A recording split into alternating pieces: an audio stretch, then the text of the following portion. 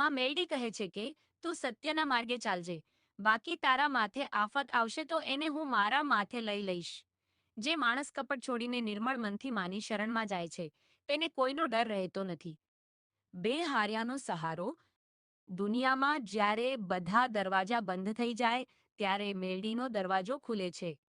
જેનું કોઈ નથી એની હું મેલડી છું. તું એક ડગલું મારી તરફ ભરીશ તો હું તારા તરફ 100 ડગલા ભરીને આવીશ.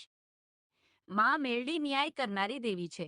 તે કહે છે કે કોઈનું ખરાબ કરીને તમે મારું ગમે એટલું નૈવેદ્ય કરશો તો હું પ્રસન્ન નહીં થાઉં, પણ કોઈની આંતરડી ઠારશો તો હું વગર બોલાવ્યે આવીશ. મેલડી મારી માવતર છે. મારે ચિંતા કરવાની શું જરૂર છે? જેના માથે માનો હાથ હોય એને આખી દુનિયા નમે છે. સમય ગમે તેવો હોય, મા પર વિશ્વાસ રાખશો તો તે વિપરીત પરિસ્થિતિને પણ ફેરવી નાખશે.